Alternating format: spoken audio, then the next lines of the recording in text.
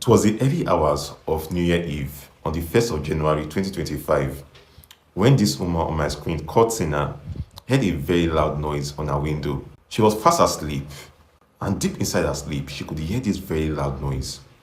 Immediately, Tina stood up with shock and also with anger. She shouted, "Who is that banging on my window this late at night?"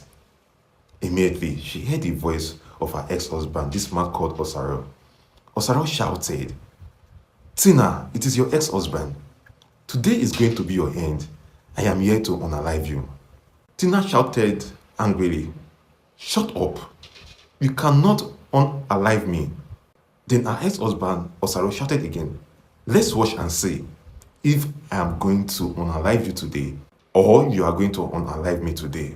Tina, still thinking that this was a joke, shouted that, "Osaro, I dare you to do your worst. There's nothing you can do."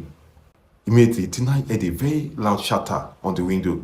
When she turned and looked at the window, she saw that Osaro has brought down the window. The window was wide open. Immediately, Osaro started pouring fuel inside the house where Tina is. Tina could peep, and she could see a heavy gallon of kerosene. And that is when it occurred to her that Osaro was not here to joke. Osaro was very, very serious with what he came to do. Immediately, Tina went for her valuables. She went to start looking for her house documents and also some valuables she has in the house. But she was not quick to gather everything before she heard a very loud boom in the house. The house was caught with flame. The fire became so intense that Tina had to leave everything she was doing and run out of the house naked.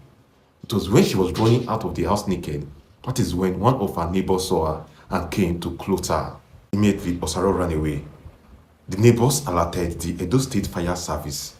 Upon the Edo State Fire Service coming around, they could not do anything again because before they could arrive, the damage has been done. Tina lost all her valuables alongside with the fire. Since Tina already knew who did this, she immediately alerted the Edo State Police. Immediately, they swung into action. They began investigation. And in no time, Osaro was apprehended. They brought Osaro into the police station. But before all this, Tina was asking a question that her husband, Osaro, is over 56 years old and her compound is well secured and closed. How come did her husband gain access into the compound? And not just that again. Since her husband is 56 years of age, her husband will not be able to fly through the fence into the compound. So that is why she was wondering that how come was he able to gain access to the compound? Meaning, Osaro was not working all alone. Osaro had a partner. That is when Tina got a very shocking revelation. Let's continue. Osaro, on the other hand, right now is in detention. So they started asking him questions. They asked him, "Why did you come to burn your wife's house?" And that is when Osaro started. He said, "My wife has been very bad to me. My wife is very stingy. She has a lot of houses. She has a lot of things out there. She has a hotel she's working on, and she barely even want to look at me. She don't want to give me anything." And that is when Tina interrupted. She shouted, "Get out! How will you say that? I was a lovely wife to you when I was your wife. All these years we were married, you were maltreating me. You were beating me. Not until I summoned courage to return your bride price. And now you're coming back to torment me." Tina said, "They are no more married. So why do Osaro have to come and start tormenting me?" At this point, the police asked Osaro, "Okay, how come you gained access to a house that was locked?" That is when Osaro gave the shocking revelation. He said Tina's brother Odaro was the one who gave him access to the house. That during the day, he was in Tina's brother's house because Odaro is staying in the same compound with Tina. They are all staying in the same compound. So it's like a two flat. Tina occupied one flat while her brother is occupying the other flat. They asked Odaro, "Why is it that you actually attacked your own sister? This is someone who has been there for you." And Odaro said his sister has always been very mean to him. And his sister does not like him. So since his sister does not want to see him prosper, that he's ready to burn down the house and make sure that his sister does not have any property or his sister is dead.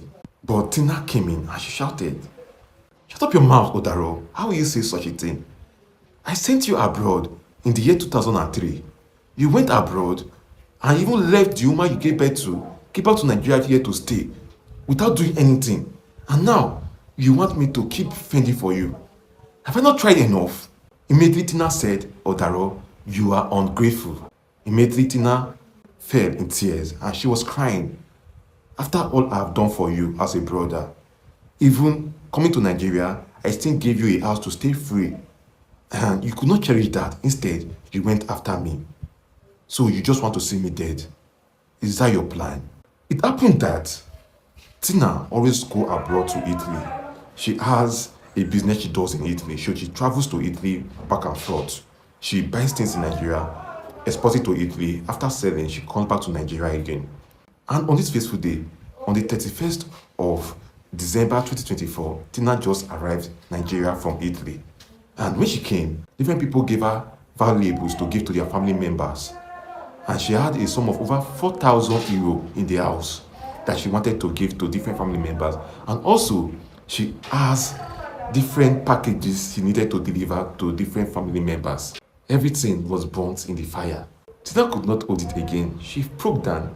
She kept crying. She was like, how does she want to repay all these people the money and their valuables? A debt she never planned to incur.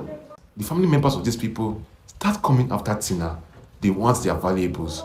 Tina just had to tell them to calm down, that she's going to come back to them, that she's going to look for a way to make their packages and money available to them. For Osaro and Odaro, they were sent to prison and they met their fate. They met what they actually are looking for. They could not pay for damages because Osaro and Odaro, they were men that were not doing anything. So these are men that they were living from hand to mouth based on what people give to them. So guys, if you actually like the story today, don't forget to click on the subscribe button, like this video and share this video to your loved ones. Thank you very much, and don't forget to leave your comment in the comment section below. Bye for now.